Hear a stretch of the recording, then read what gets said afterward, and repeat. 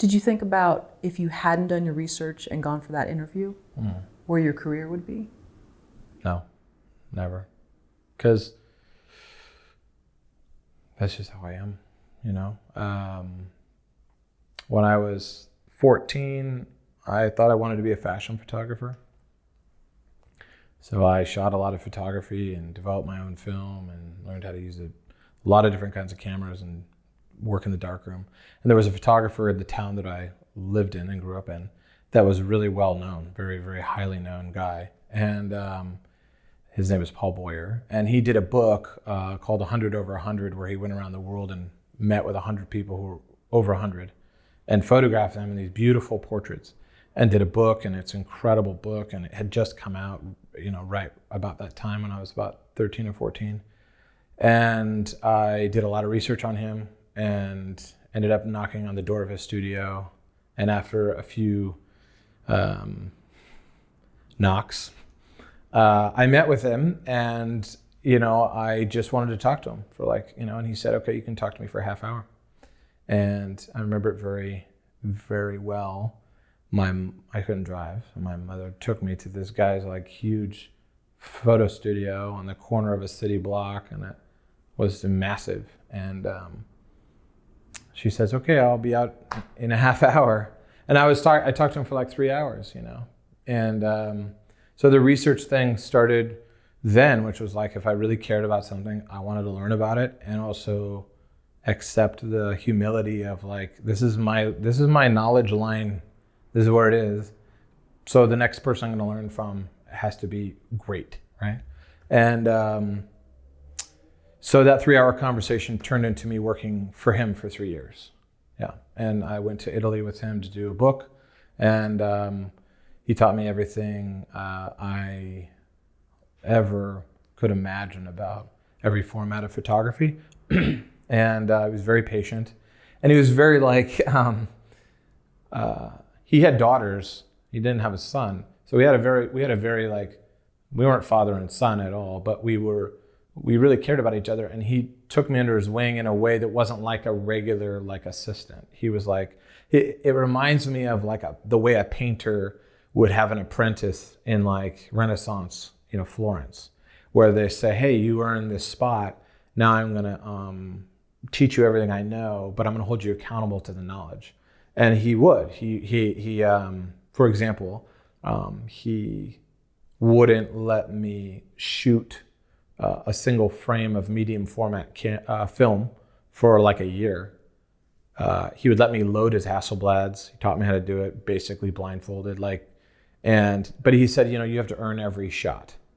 You have to earn every frame, and every frame matters. And so that taught me a lot. I felt this sense of reward that I had studied him, and then when I met him, I had enough information to sort of represent myself, you know, be like, I'm serious, man. I'm fucking serious about this, and I'm 14. And he took a shot on me, you know, with me working with him, and it changed my life forever.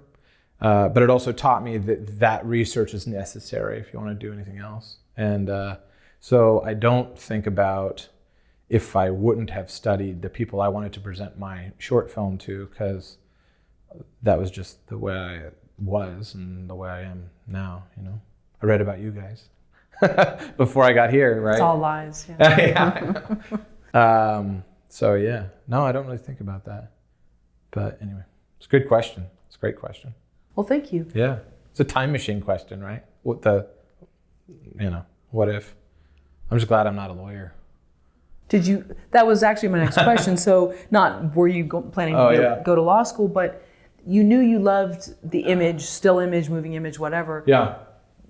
It seems like you kind of have always known what you've wanted to do since you were a young age. I think that you mean to be a director, film director? Or something in terms of you want to be behind a camera. Yeah. Creating some image. I did. I did. I was very resolute, like, you know, until I was in my sort of like mid-teens or whatever, you know, and I was on a mock trial team, which is like a fake legal team, and you study a brief and you study a case and all this. And I was really passionate about the law. And when I went to university, I studied acting and I focused on Japanese acting and some Russian acting, Stanislavski technique. But then I also studied international law. And I kind of had, for probably about, I don't know, 5 years, 6 years, I had sort of two mistresses. Do you know what I mean? I was like, I really love film and I love photography, but it hadn't yet really turned into directing, right? It was being a photographer, right?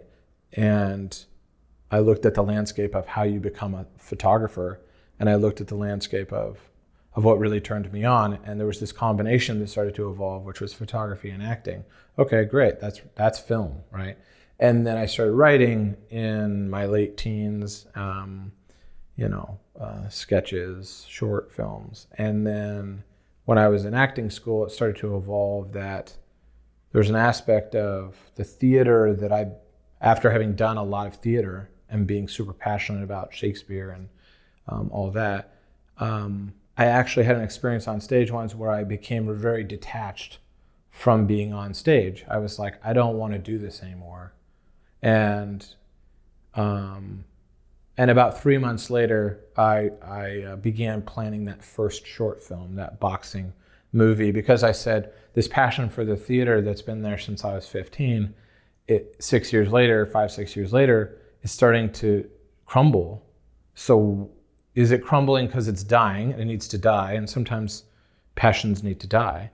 Or is it transforming into something else? And it was definitely transforming into, oh, I want to be able to control this actor or that actor or this part of the scene. And theater is alive. So it's not that. So film is that. Motion is that. Making movies is controlling every aspect you can and then building it and cutting it and building a rhythm and editorial where it's alive, right?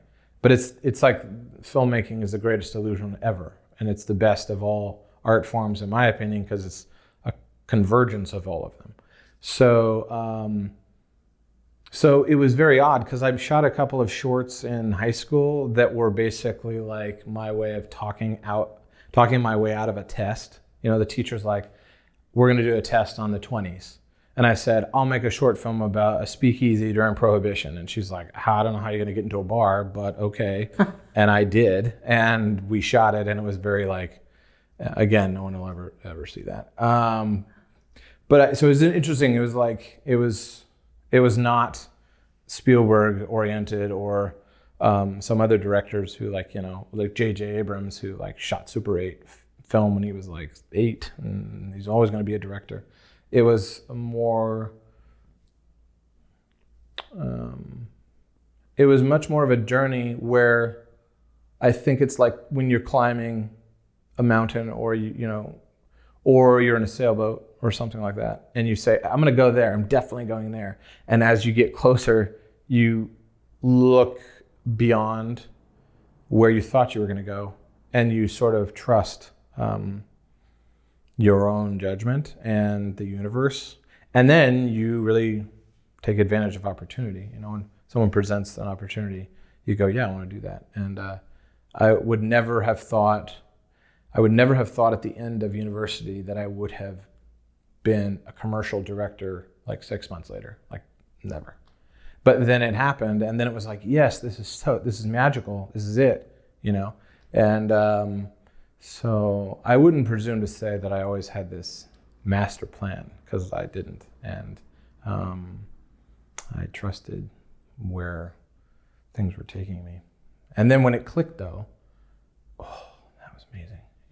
When I shot that first short film, I remember we were shooting a fight sequence, overcranked on 16 mil. I had all these actors I had gone to acting school with who were working for sandwiches, right? And, we had like one overhead, like Kino. And I remember shooting these first few reels of film, and then we took them to the lab, and then we got them back. And I remember this sense of watching, in the film The Prestige, he talks about that there's 3 parts of a magic trick, and the third part is called the prestige. It's when they blow your mind, right? And I remember having that feeling of this is it. This is all those things, they've come together. This is acting, this is writing, this is photography. And also from having traveled, having had the opportunity to travel a lot when I was younger and go to galleries and see paintings of beautiful work that were singed into my memory, it was this catharsis, birth, chrysalis, whatever you want to call it. It was just this moment of absolute connection and everything made sense. And that began a very hard road to now.